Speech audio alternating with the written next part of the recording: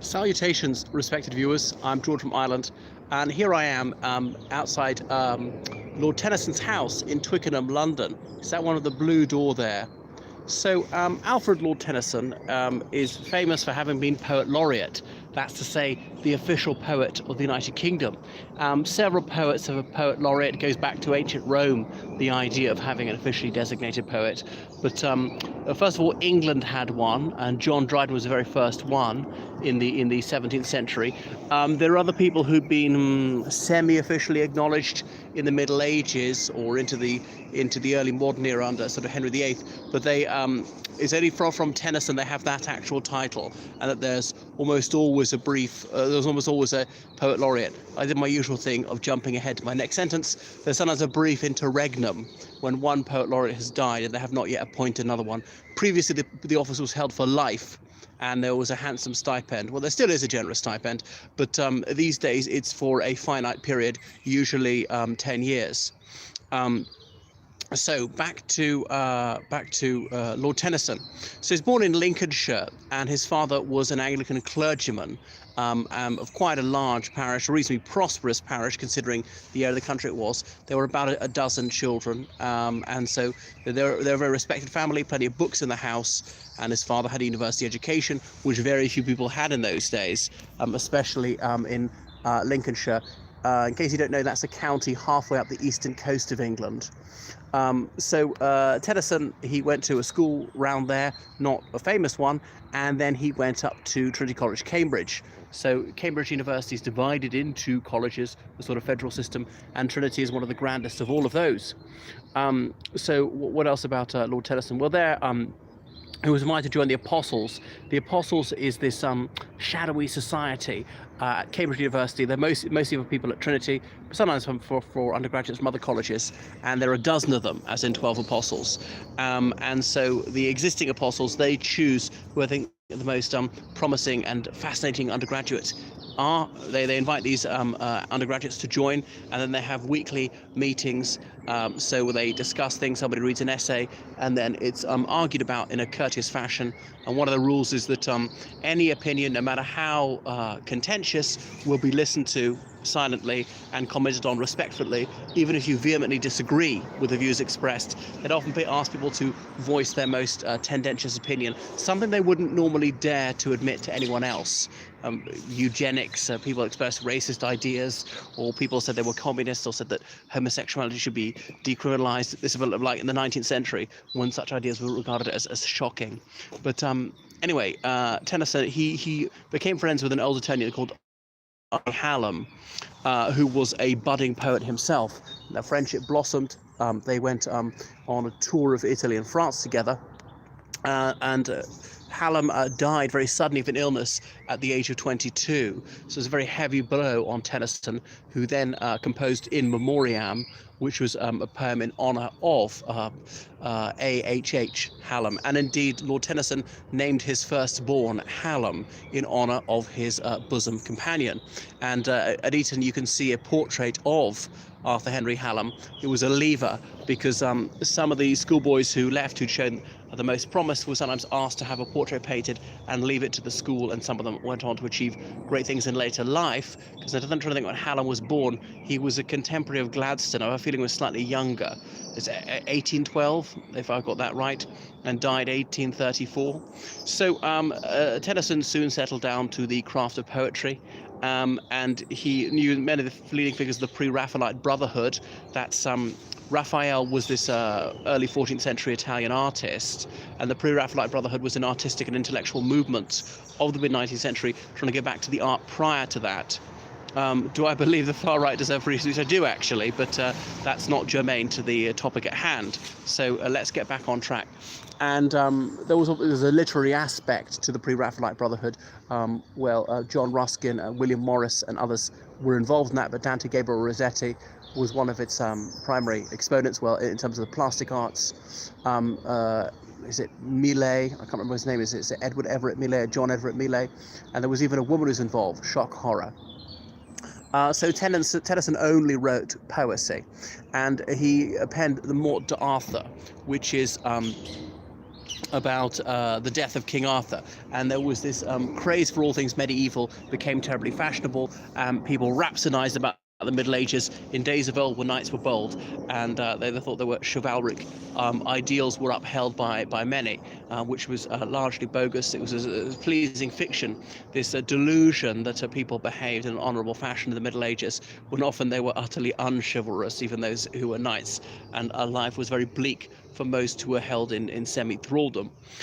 So he wrote that about this mythical king of Britain, looking back to perhaps the 5th century AD, probably based on a Roman centurion, Artorius, who fought the losing battle, valiantly resisting the Anglo-Saxon Tenjutsu who came over. It might have been a Romanized Briton, Artorius, the centurion of Camalodunum, Colchester, but Camalodunum then bastardized into Camelot and Tintagel Castle. But some of the places are real. The Lady of the Lake with a sword, but then his body is ferried over the river. But when England really needs him, will come back. And is it specifically England, or is it actually Britain?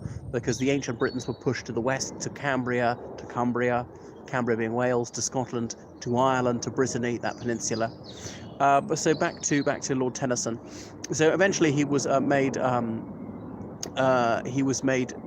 poet laureate, as I say, the official poet of the realm, and he was an establishment figure. He wasn't that taken by politics. Poetry was becoming a bit apolitical at that time. You look back a generation earlier, they had been very het up about politics, and the well-known versifiers at the time had been radicals to a man. But Tennyson was not like that, and he was a stalwart of the Church of England, and his poetry sometimes concerned religious themes, people contemplating suicide, turning against it when they heard the sound of the church bells. And he had to contend with increasing urbanization and industrialization, wasn't entirely happy about these trends. And the poet laureate is called upon to compose verses which are apposite for a momentous national occasion. It could be a tryst for one, and one such lugubrious occasion was when cataclysm befell the British Army in Crimea. That's the conflict, in Russia, would be Ukraine these days. Exactly half a league onward into the Valley of Death rode the 600. Cannon to the in front of them, cannon to the right of them, cannon to the left of them, volleyed and thundered. Theirs not to reason why, theirs but to do and die, noble 600, and so forth. So there was this misunderstood order in the Crimean War. That's the United Kingdom, France, and the Ottoman Empire, and indeed Piedmont, that tiny Italian state, against the Russian Empire. Supposedly the Ruskies breached the Treaty of Unkia Skalesi, which forbade them to construct fortifications upon the Crimean coast. Anyway, it had to be war, and there were various battles, like the Battle of the Inkerman, the river there, Balaclava, where the Balaclava was invented, the Battle of Sebastopol, or Sebastopol, as the Russians accentuate it, and Lord Raglan was in command much of the time. This chap who couldn't quite figure out that actually the French were on our side. The last war in which any of my ancestors participated. We're going back to that conflict. An order was given, obviously, to a horseman who rode over to the light brigade as in a cavalry unit, saying, "Attack the Russians at the end of a valley." Which valley? It wasn't clear.